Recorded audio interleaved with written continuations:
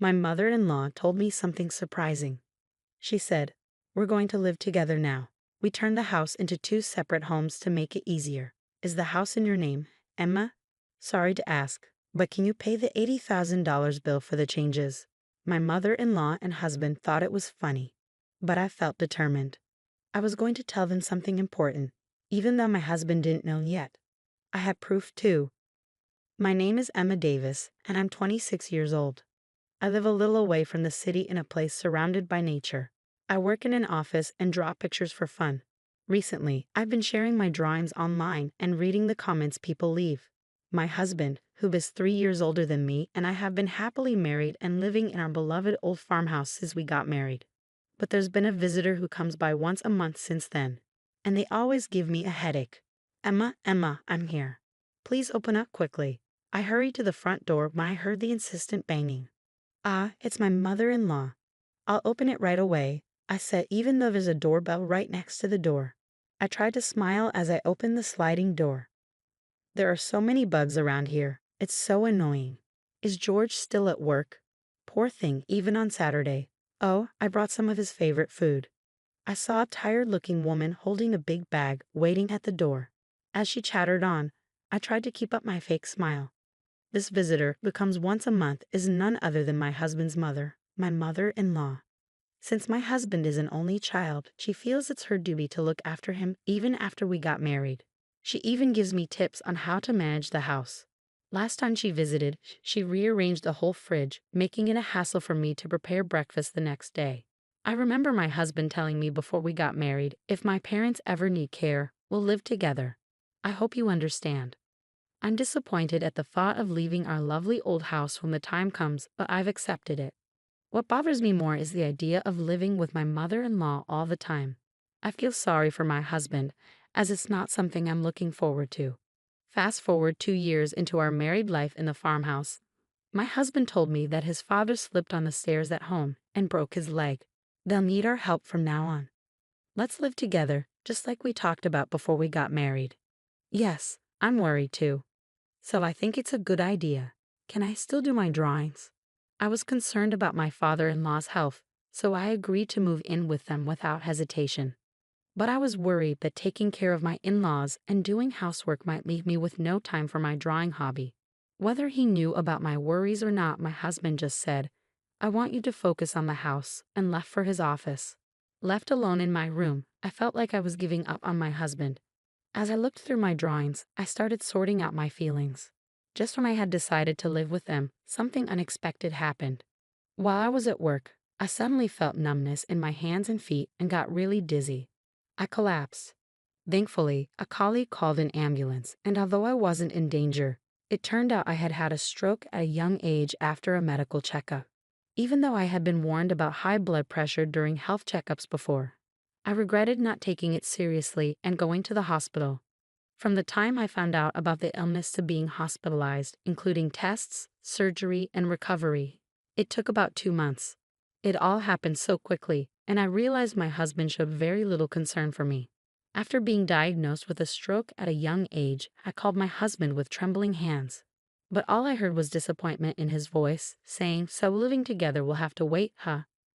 I couldn't believe he was more worried about living arrangements than my health. Luckily, my father-in-law was still in the hospital with a fracture, so I didn't have to worry about taking care of him. This allowed me to focus on my treatment, which was a silver lining. Plus, since we didn't have kids, that wasn't an added concern. Suddenly, I thought of my mother-in-law, always talking about wanting to see her grandchild soon. But I pushed that thought away and grabbed my sketchbook. Lately, I had been too busy with preparations to live with my in-laws and undergoing tests since my stroke to indulge in my favorite pastime of drawing. I knew once I moved in with them, I'd have even less time for it. I decided to view my time in the hospital as a gift of freedom from God and resolved to enjoy my hobby to the fullest. Once this period was over, I promised myself to give my best to my husband and in-laws, whether it was doing chores or anything else. The 2-month hospital stay flew by, and finally it was time to leave. My husband casually asked if he should pick me up, but I wanted some time alone, so I declined, feeling a bit guilty. As I rode the bus, I looked out the window and saw the familiar scenery. I realized I was already near home. The sunlight shining on the lush green leaves was breathtaking, and I felt a mix of emotions, thinking goodbye to this beautiful natural setting. Since my in-laws' house is closer to the city, my life is going to change a lot from now on. Feeling a bit sad, I stepped off the bus at the familiar stop. As I walked towards what was supposed to be my beloved old home, I suddenly froze in astonishment. Instead of the familiar private house I knew so well, there stood a completely unfamiliar house that I had never seen before. After being in a hospital for about 2 months, I double-checked the surrounding buildings and the path I took, wondering if I had somehow gotten a location wrong. But it was no mistake. There was no point in wandering around, so I timidly pressed the intercom of the unfamiliar house. A voice I knew well, undoubtedly my husband's, responded with a simple yes. Still feeling confused, I quietly said, "It's Michelle," into the intercom. The front door creaked open and my husband, dressed casually, appeared. "Ah, welcome home. You're back earlier than I expected." "I had the day off today. I could have picked you up," George said. "George, what happened to our house? Why has it changed so much?" I interrupted him, feeling disbelief, noticing his relaxed demeanor, perhaps indicating he had just woken up with his messy hair. Ignoring my anxiousness, George only responded vaguely, "Huh. What's going on? What happened?" without addressing my question. Just then, laughter echoed from inside the house. Unable to believe it, I pushed past my husband and made my way to the living room. Opening the unfamiliar door leading to the living room, I saw my mother-in-law lying on a couch, watching TV. She was laughing heartily, holding her stomach. "Why is my mother-in-law in this house?" I asked, bewildered. "Michelle, welcome back. Hospital stays can be long, but don't worry. I took care of the house while you were gone," my mother-in-law said casually. I was puzzled by what my mother-in-law meant by taking care of the house. Did she mean chores? With a sinking feeling, I pressed her on why our old house had changed so much. Without any hint of remorse, she replied, "Well, since we're all going to live together, I thought it would be more comfortable to remodel it into a duplex." The words "remodeled it into a duplex" kept echoing in my head. My mother-in-law had always been one to meddle in our lives, but I never imagined she would renovate our house without asking. And weren't we supposed to move into my in-laws' house, closer to the city center? Every time she visited our old house, she complained about the bugs and the walk from the station. So why all the changes now? "Oh, and if something else important I have to tell you," my mother-in-law said, switching off the TV with a grin. "The remodeling cost a bit. I believe the title to this house is under your name, Michelle. I'm sorry, but could you handle the payment?" My mother-in-law chuckled, devoid of any hint of apology. "Ah, it's $80,000, she said, her smile growing wider. "That's the cost of remodeling, and the title to this house comes with it, Michelle. $80,000. Her unexpected words hit me like a punch to the head, and my legs started shaking. I couldn't even find the words to respond. As I stared at my mother-in-law, stunned and laughing without a care, my husband appeared at the entrance and slipped into the living room. Seeing him, I instinctively moved towards him, holding on to a faint hope that he would support me. I repeated to my husband exactly what my mother-in-law had said, desperately awaiting his reaction, but all I got from him was a cold reply. "Well, that sounds about right. You'll handle it, won't you?" That's just who he is. When I had a stroke, he cared more about our living arrangements than my health. He's the kind of man who listens to his mother's every word, no matter how absurd. A man who always believes his mother is right. My discomfort and dissatisfaction towards my husband reached a boiling point. Once it overflowed, I was done. With all my heart, I decided I would leave this family behind. "I understand now, George. I'm going to divorce you and your mother, Cecilia. And no, Cecilia, you can handle the renovation costs on your home." I declared this all at once and turned my back on them, intending to leave the room quickly. But they weren't going to let me go so easily.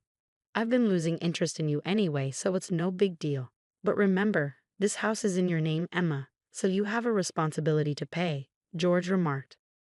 "That's right, feel free to leave, but please settle your dues first," added Cecilia. I was astonished by their selfishness. I couldn't help but sigh. I was sure if I turned around, I'd see their smug faces grinning in victory, but I refused to look back. I stood tall and replied, "You keep saying the house is in my name, George, but did you forget that ownership has been transferred to you?" I revealed the truth, but they only laughed. thinking I was lying to avoid paying. That's when I brought up how George had asked me to change the property's ownership when we got married, as he didn't want the house to be in his wife's name for appearance's sake. Since I didn't particularly care about the property title, I had immediately transferred it to his name. Upon hearing this, their laughter abruptly stopped, and I could feel their panic gradually setting in. I don't recall saying such a thing. There's no proof anyway, George retorted. Anticipating this response, I turned back to face them, walked past them, and opened a drawer in a shelf from our old house. Let's see, it should be somewhere around. Ah, here it is. This is the proof, I said, taking out a document that listed the property and house ownership and showed it to them. When I pointed to the part that showed the ownership was in George's name, his face went pale. That's fraud. I never thought you'd actually do it, and I definitely can't pay such a huge sum of $80,000. George exclaimed. I was disgusted by my husband's reaction. He started yelling as soon as he realized the payment obligation was on him. Since a decent conversation seems impossible, let's communicate through lawyers from now on.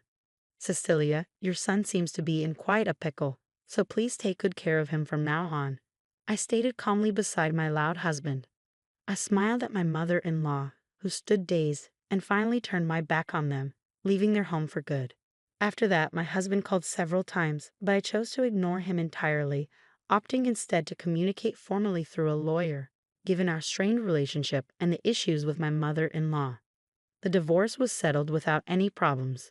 Regarding my husband's accusation that changing the property's ownership was fraud, it was determined that it was a mutual decision made when we got married 2 years ago.